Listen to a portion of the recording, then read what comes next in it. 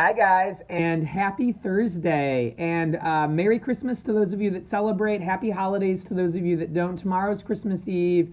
And I don't usually post on Thursdays, but I wanted to do a part two to yesterday's video. It was all about coaching and this book. Thanks for the feedback. I actually got some messages last night, both on Facebook and LinkedIn. And by the way, if you're not following my Facebook page, it's under Coach Amy Chambers.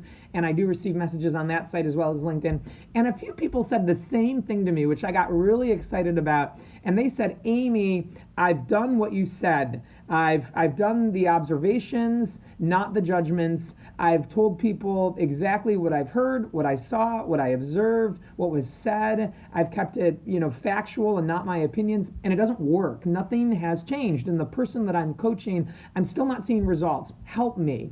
And I got excited about this because I get it. I've been there. I've spent a career coaching and providing feedback to people and testing and learning and experimenting with what works and what doesn't. And so I didn't talk about this yesterday, but I want to share 4 additional things that can really make a difference in ensuring that the coaching you provide people is successful and that it gets results. And by the way, if you don't know what I'm talking about, check out yesterday's video. It was all about coaching and feedback, how to provide it, how to receive it effectively. Some thoughts from a book I'm reading. Thanks for the feedback, but also some thoughts from my own book that I'm writing. That's where we started. So, all right, number 1, what I notice in coaching and feedback is too often we do way too much talking about something that needs to change and not enough practicing of it. So let me explain what I mean by that. Let's say you're coaching someone that's going to do an activity or take an action again and again and again. It's a repeated thing. You're coaching someone how to play baseball better and swing a bat better. You're coaching a pianist or a violinist about how to play better. You're coaching a front desk agent at an airline or a hotel how to handle guest complaints and outbursts better. You're working at a Verizon or a store or a bank or a credit union, and you're wanting to coach someone on how to have a better sales call, or for lack of a better word, an uncovering or discovery conversation about their financial needs. And you have observed something in them that they're doing incorrectly or not as well as they could. You've given them the feedback and you've shared, hey, this is what I want to see. This is what needs to change. This is really what I'm looking for. This is going to help you be better at that. And the person's agreed and nodded and you've created the action plan. At some point, it's important that you practice it with them. You go ahead and do it. And so you might say, okay, now that we've agreed on what's going to happen, let's role play that. Let's actually put ourselves in a situation and go through that. Not just once, but 2 or 3 times.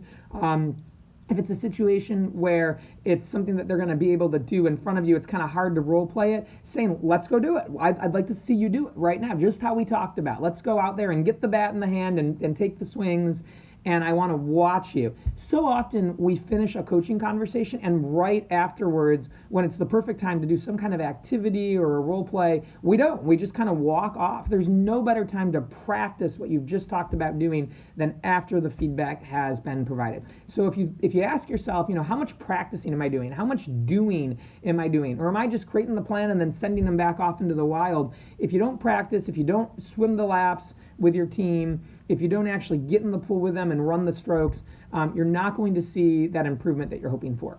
Number 2, it's important that every now and then you switch roles with the person that you're coaching. If it's baseball, you swing the bat. If it's a sales call, you say, hey, let's do this role play. I'm going to play the part of the employee. I'm going to do the tough part. I'm going to be you. You get to be the client, the customer, the guest. Heck, go hard on me. Create a real ruckus here. Like, really give to me what you're getting. And there's 2 things that this helps with. Number 1, it shows your team that you are in the trenches with them, you're not above them, and you can do everything that you would ask them to do. And it really puts you in their shoes. And when they see that you're vulnerable enough to do that, people like that. And second, again, you're probably in your role because you have already done their job and you did it very well. And so when you allow them to see, you do what you're asking them to do, there's so much learning that takes place there and goes on there. It's a beautiful thing. So if you're practicing, but you haven't switched spots with the person you're coaching, do that. It'll help them get excited. Number 3, showing examples of things to people. I remember a few years back, I was taking in these weekly action plans from my direct reporting managers that rolled up to me. And some of them were phenomenal and exceptional, and others of them were kind of duds. They weren't specific. They didn't really have a plan for the week. They didn't kind of detail, coaching components of how they were going to develop or grow other people. Whatever it was, I was giving feedback that I thought was very observational, very specific about, look, this is what I'm looking for in these plans. This is what I want you to be thinking about when you make a plan. This is what a good plan is. And I would get so excited the next week to see all this change and progress, and a lot of the times it didn't happen. The big change was when I said to a few people, hey, would you like to see some examples of ones that I think are really good, and kind of see actual case studies of ones that are flourishing and are phenomenal? Everybody said yes, and as I provided those and said, okay, this is, I've gotten this person's permission to share this with you, this is what I thought was the best plan of last week, that's when I noticed all the traction, all the change. And so if you have an opportunity to give someone something to see and look at, and again, it kind of goes to the show mentality where they can actually visually say, oh, that's what it is, now I get what you're wanting, you will see major difference. The final and fourth thing that I recommend that you do when you leave a coaching conversation or there's been feedback, we've talked about this before, dialogue is important. It's important, it's a conversation. It's not a monologue, it's not you talking at them, but it's so critical that you check for understanding, get a temperature test, make sure you know that your people are with you. And there's a lot of ways we can do this, but one of the ways is asking people to repeat back to us what they've learned, what they're going to do, what their action plan is. So saying to them, hey, so tell me what's the plan? What are you going to do? I know we just wrote it down, but what is it again? And having your people say, I'm going to make 24 calls per day going forward. I'm going to say this statement. I'm going to ask this question.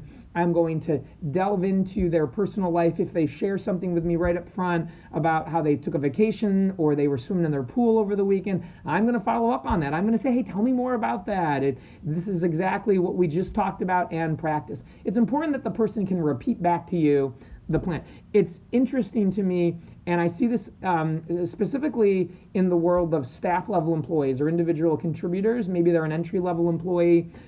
So often we talk at a high level as leaders and we expect that they're just keeping up with us. They're too afraid to tell us, I've totally lost you, I don't know, so they just start nodding and saying yes. When you ask them to repeat back to you what they're going to do, what they've learned, what the plan is, they sometimes can't do it right in that same conversation. And so walking out without that confirmation of knowing that they've got it, and at least at that moment they were with you, is often a massive failing. So those are the four things that I know will help you ensure that the people you're coaching do better and understand the change that you're wanting them to make and are actually capable of making it. So with that, happy day before Christmas Eve. We're kind of coming up onto the end of the year and another week here. Then we'll be going into PA season, evaluation, performance review season. I hope you find some of these tools really useful as you do that. With that, I'll see you guys next week.